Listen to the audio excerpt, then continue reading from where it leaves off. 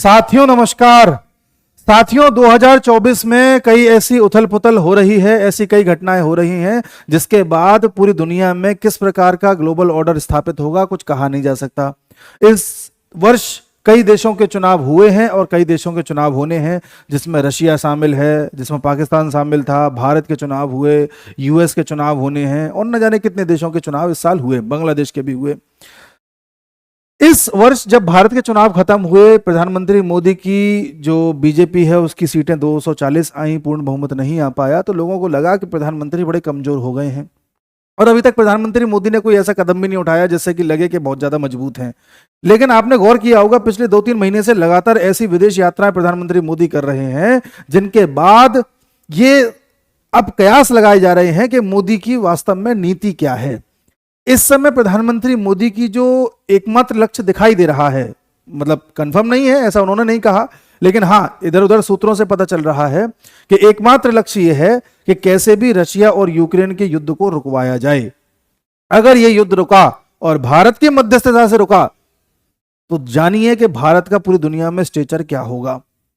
इस साल इलेक्शन जैसे खत्म हुए, प्रधानमंत्री मोदी जीत करके आए और दोबारा से अगली तीसरी बार प्रधानमंत्री बने, तो उन्होंने सबसे पहले रूस की यात्रा करी और जब रूस की यात्रा चल रही थी तब पूरी दुनिया में यूरोपियंस और अमेरिकन ने बड़ी प्रतिक्रिया दी।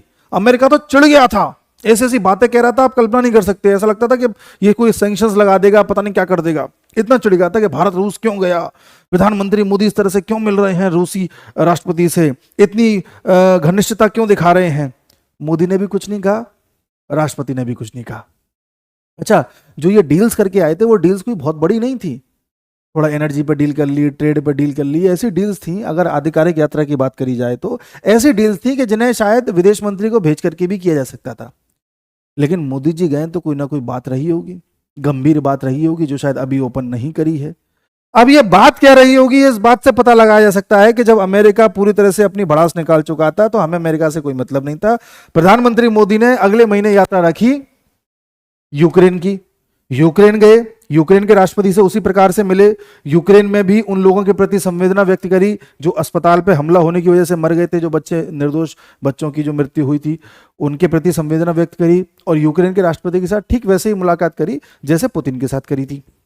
यहां भी कुछ ऐसी बातें हुई होंगी जो सामने नहीं आई। ऐसी कोई खास डील करके नहीं आई यूक्रेन में, लेकिन हाँ एक आध दो डील अच्छी करके आए हैं जिससे यह पता चल सके कि यूक्रेन को जो हथियार पाकिस्तान से मिल रहे हैं उन हथियारों की टेक्नोलॉजी क्या है, टेक्नोलॉजी की एक डील करके आए हैं। अच्छा, वो टेक्नोलॉजी जो पाकिस्तान के हथियारों में है वो एक्चुअल में पाकिस्तान के हथियार तो है नहीं, वो हथियार चीन के हैं। चीन पाकिस्तान को देता है और पाकिस्तान दे रहा है यूक्रेन को, पाकिस्तान यूक्रेन को दे रहा है अमेरिका के कहने पर। तो यूक्रेन इस समय जो ज्यादातर हथियार यूज कर रहा है, ज्यादातर तो खैर यूरोप के और अमेरिका के ही है, लेकिन पाकिस्तान का भी हथियारों का एक सेक्शन है जो यूक्रेन यूज कर रहा है और उन हथियारों पर सबकी नजर है। यूएस की भी है, चाइना की भी है, भारत की भी है। यूएस देखना चाहता है कि चाइना के हथियारों में कितना दम है, भारत देखना चाहता है कि इनकी टेक्नोलॉजी क्या है और चाइना देखना चाहता है कि हमारे हथियार कब तक चलेंगे, चले तो चांद तक नहीं तो शाम तक। चाइना का हाल तो ये है, तो चाइना भी देखना चाह रहा है। तो हमने यूक्रेन से डील करी कि हम दोनों एक दूसरे के साथ तकनीकी सहयोग करेंगे, टेक्निकल कॉर्पोरेशन करेंगे और अगर ऐसी कोई चीज़ हम दोनों को पता चलती है कि हमें टेक्निकली एडवांसमेंट हो सकता है इससे हम दोनों का, तो हम शेयर करेंगे। तो वो हमने कर ली। खैर वो तो ऊपर ऊपर की बात है, सबको पता है, वो तो अखबार में बहुत छपी थी, लेकिन अंदर ही अंदर क्या बात हुई है किसी को नहीं पता। उसके बाद अब प्रधानमंत्री मोदी जा रहे हैं अगले महीने, इसी महीने के अंत में जाएंगे यूएस जी। अब यूएस में क्या था कि सितंबर अक्टूबर में यूएस में कई ऐसे कार्यक्रम थे जो प्रधानमंत्री मोदी को संबोधित करने थे, जिनमें से एक था कि यूएन की असेंबली में जाकर के संबोधन करना। वो प्रधानमंत्री ने मना कर दिया कि मैं नहीं करूंगा।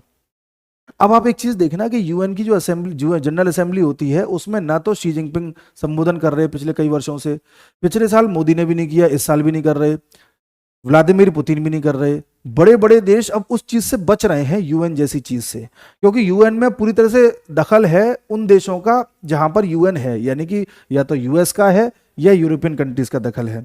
भारत, रशिया, चाइना चाहते हैं कि सबको बराबर की भूमिका इसमें अदा करने का मौका मिले और यूएन एक बॉडी बन गया है पूरी तरह से अमेरिका की या यूरोपियन कंट्रीज की। तो हम उसको ये दिखाना चाहते हैं या उसको इग्नोर करना चाहते हैं कि हमारे लिए ज्यादा महत्व का ये है नहीं। उसके वनस्पत तैयार किया जा रहा है नया ग्रुप जिसको बोलते हैं BRICS, BRICS, CS, BRICS, B for Brazil, R for Russia, I for India, C for China, S for south Africa.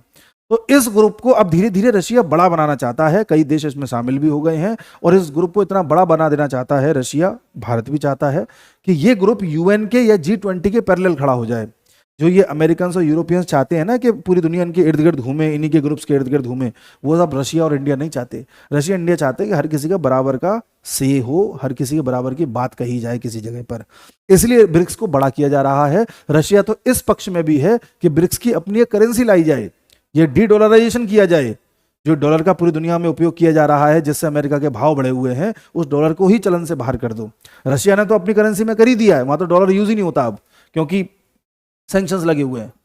तो ब्रिक्स अपने आप में एक विकल्प बनता जा रहा है UN की। तो उसी के क्रम में प्रधानमंत्री मोदी संदेश देना चाहते हैं कि UN मेरे लिए उतना महत्वपूर्ण नहीं है, तो मेरे मंत्री लोग जाकर के भाषण दे लेंगे, मैं नहीं दूंगा, पहला।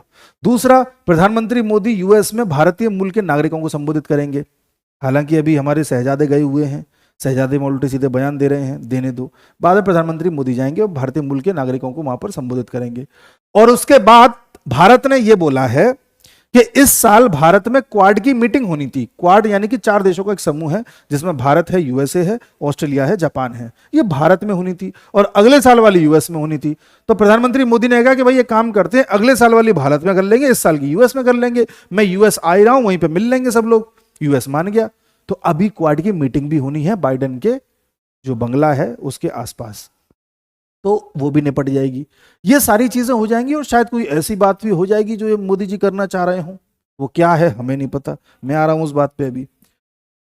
ये बात क्या होगी, कैसे होगी, नहीं पता, लेकिन संकेत है कि मोदी जी पूरा मूड बना चुके हैं कि रशिया और यूक्रेन के वॉर में मध्यस्थता करनी है। यह बात कंफर्म हो गई जब एक बार 2-3-4 दिन पहले खुल करके, इससे पहले खुल करके रशिया नहीं बोला है, रशिया पहली बार खुल करके बोला कि भारत, ब्राजील और चाइना, इन 3 देशों में से ही कोई एक देश ऐसा है जो रशिया और यूक्रेन के वॉर को शांत कर सकता है, इसमें मध्यस्थता करा सकता है। भारत का नाम आना एक बड़ी बात है साहब। उसके ठीक 1-2 दिन बाद हमारी भाभी जी ने बोला, मेलोनी जी ने, कि प्रधानमंत्री मोदी हैं जो दोनों देशों में मध्यस्थता करा सकते हैं।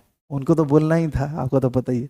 और अब आपको पता है, एक्चुअल में मुझे यह दिखाना था। और अब जो डोवाल साहब हैं वो जा रहे हैं रशिया, प्रधानमंत्री मोदी जा रहे हैं US, डोवाल साहब जा रहे हैं रशिया। और बोला जा रहा है कि इसलिए जा रहे हैं ताकि जो भारत की भूमिका है पीस डील में, इसको आगे लाया जा सके और इस पर अब काम किया जा सके। और जहां डोवाल साहब जाते हैं वहां क्या होता है आपको भी पता है और हमको भी पता है। अब आने वाले समय में बस ये देखना है कि होता है क्या। और जो विपक्षी पार्टियां यहां कह रही है ना कि मोदी कमजोर पड़ गया है, मोदी में वो बात नहीं रही, भारत कमजोर हो गया है, भारत डर गया है, आप देखना 2 महीने के अंदर अंदर भारत क्या है आप भी देखोगे, हम भी देखेंगे। जय हिंद।